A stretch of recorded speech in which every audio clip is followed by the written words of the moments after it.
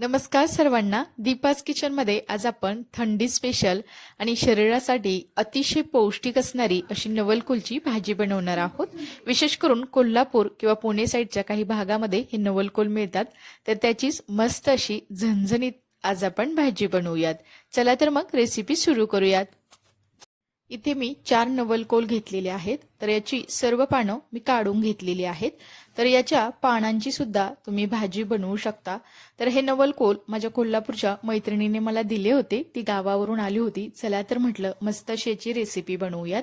तर याची साल सुद्धा आपण आता काढून घ्यायची आहे.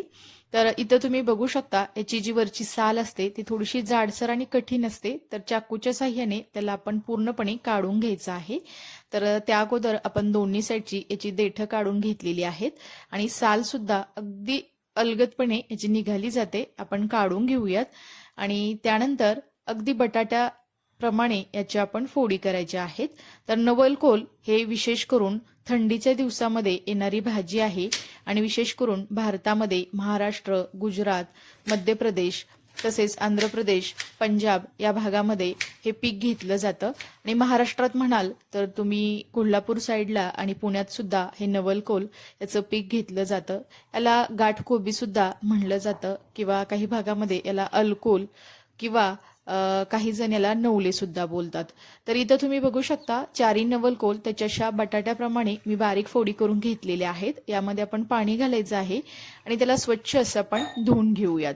आज आपण अगदी झणझणीत अशी बटाट्यासारखी नवलकोलची भाजी बनवतोय. त्यासाठी गॅसवरती कढई ठेवलेली आहे. कढईमध्ये 3 ते 4 चमचे इतकं तेल घातलेलं आहे. तेल सुद्धा आपण अगदी कडकडीत असं गरम होऊन देणार आहोत. त्यामध्ये आपण पाव चमचा इतकी मोहरी अगदी व्यवस्थित तडतडली गेलेली आहे. आता यामध्ये आपण पाव चमचा इतके जिरे सुद्धा घालायचे आहेत. जिरे आणि मोहरी तडतडली गेली की त्यामध्ये एक मोठ्या आकाराचा बारीक चिरून घेतलेला कांदा मी ते घातलेला आहे. तर कांदा सुद्धा आपण मध्यम गॅसवरती तेलामध्ये चांगला परतून घेऊयात आणि कांदा थोडासा परतला गेला की यामध्ये आपण थोडीशी कढीपत्त्याची पानं सुद्धा घालायची आहेत. त्यामुळे भाजीला एक छान असं चव येते. कढीपत्ता थोडा तेलामध्ये आपण तळला गेला की आता आपण यामध्ये एक मध्यम आकाराचा बारीक चिरून घेतलेला टोमॅटो सुद्धा घालायचा आहे. तर आता आपण याला कांदा आणि टोमॅटो अगदी व्यवस्थित असं तेलामध्ये आपण परतून घेतलेला आहे. आता यावरती आपण झाकण ठेवूयात आणि झाकण ठेवून एक 3 ते 4 मिनिटाकरता आपण कांदा आणि टोमॅटो व्यवस्थित असं शिजवून घेऊयात. तर इथं तुम्ही बघू शकता एक 3 ते 4 मिनिटानंतर आपण झाकण काढून बघूयात. तर आपला मस्त असा कांदा आणि टोमॅटो व्यवस्थित असा शिजत आलेला आहे. परत एकदा थोडंसं आपण याला हलवून घेऊयात. आता आपण यामध्ये काही सुके मसाले घालणार आहोत.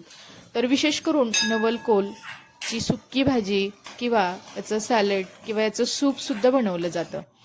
आता आपण यामध्ये पाव चमचा इतकी हळद घातलेली आहे. तसेच इथे पाव चमचा इतकी धने पावडर सुद्धा घालायची आहे. तसेच इथे मी काही एक पाव चमचा इतका गरम मसाला घातलेला आहे. घरगुतीच हा गरम मसाला आहे, त्यामुळे याला छान अशी चव येते. त्यानंतर इथे मी 1 चमचा इतकी लाल मिरची पावडर घातलेली आहे. त्यानंतर अर्थातच इथे हा आपला सोलापुरी काळा मसाला किंवा काळं तिखट इथे घातलेला आहे. अगदी झणझणीत अशी याची भाजी बनली जाते. आता हे सर्व मसाले तेलामध्ये आपण व्यवस्थित असे परतून घेऊयात. तर इथं तुम्ही बघू शकता थोडे मसाले मी परतले गेले की त्यामध्ये आपण इथे नवलकोलच्या बटाट्याप्रमाणे ज्या फोडी करून स्वच्छ अशा पाण्याने धुवून घेतलेल्या आहेत त्या घातलेल्या आहेत. आता त्याला अगदी व्यवस्थित असं या मसाल्यामध्ये परतून घेऊयात. अगदी बटाट्याची जशी आपण सुक्की भाजी बनवतो अगदी तशीच, पण थोडासा यामध्ये आपण बदल केलेला आहे आणि याची आपण आज भाजी बनवत आहोत. तर इथे मी 2 चमचे इतकी मूग डाळ सुद्धा भिजवून घेतलेली आहे. तर मूग डाळ ही ऑप्शनल आहे, नाही घातलं तरी सुद्धा चालू शकतं किंवा याऐवजी तुम्ही इथे तुरीची किंवा हरभरा डाळ सुद्धा घालू शकता. आता आपण याला थोडंसं व्यवस्थित असं मिक्स करून घेतलेलं आहे. तर अर्थातच यामध्ये आपण थोडंसं चवीनुसार मीठ घालायचं आहे आणि मीठ घातल्यानंतर भाजीला छान असं पाणी सुटायला सुरुवात होते आणि थोडंसं आपण हलवून सुद्धा घ्यायचं आहे. त्यामुळे मीठ भाजीमध्ये सर्वत्र व्यवस्थित असं मिक्स होईल. तसेच यामध्ये एक 2 चमचा इतकं मी कसुरी मेथी हातावरती चोळून अशी घातलेली आहे.